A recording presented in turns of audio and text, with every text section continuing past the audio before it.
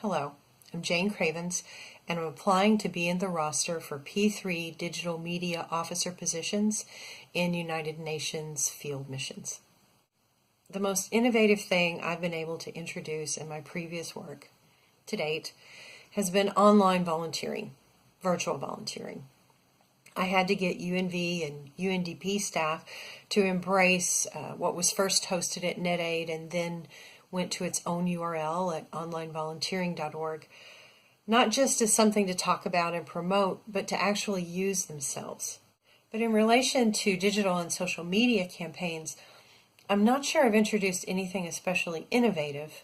What I've tried to do is introduce practices that are effective, that meet our communications goals and respond to the changing communications goals.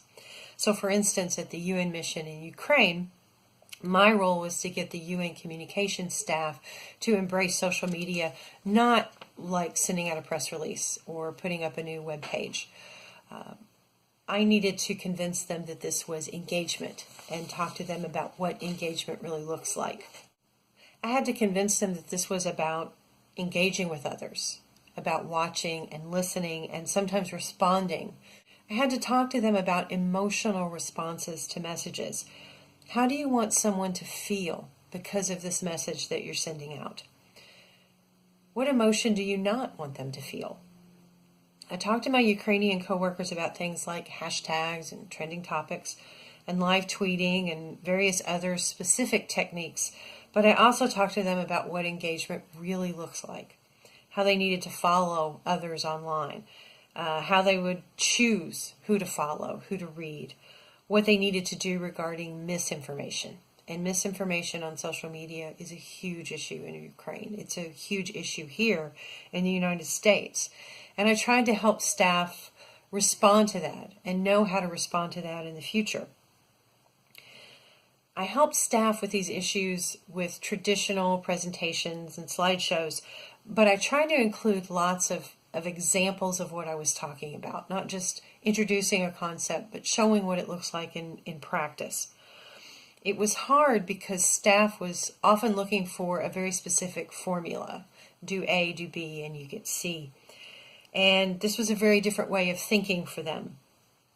But I kept emphasizing to them that what works today regarding this crisis might not work in 2 weeks regarding the new crisis. I also talked to them about measuring success and how success is not measured on social media based on how many followers you have on Facebook, how many people retweeted your message. It's much more about how people responded to that message. Are they asking questions? Are they commenting? Has it started a conversation on a television show or on the radio? I also talked to them about what to do when a new social media tool comes around. Do you automatically adopt it and start using it? How do you know if you should? How do you know how to use it? I talked to them about how to quickly get up to speed on how to exploit a tool to their advantage. I was really lucky because I had senior management's full support for what I was saying. They backed me up. And I think if I hadn't had that, I'm not sure I would have been successful. Also, I made my presentations highly interactive. I didn't wait for questions at the end. I didn't make this like a classroom setting. This was a conversation, and I wanted people to participate in that conversation. Sometimes I would sit with them at their computer, and we would do a day of social media management together so that I could shadow them and support them and help them see exactly how to do what I was suggesting that they needed to do. So I tried to make my approach very human. I tried to make my trainings feel very accessible.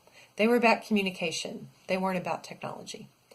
And I wanted to really help Ukraine staff understand that if you're good at communicating offline, if you're good at building trust, you're going to be really good at using social media. It's not about being good with using computers. And I also emphasized again and again, you don't have to be a computer whiz. I am not a computer whiz. So those are my answers to your 3 questions. Greetings from Oregon, and I hope you'll follow me on Twitter at jcravens42. All the best.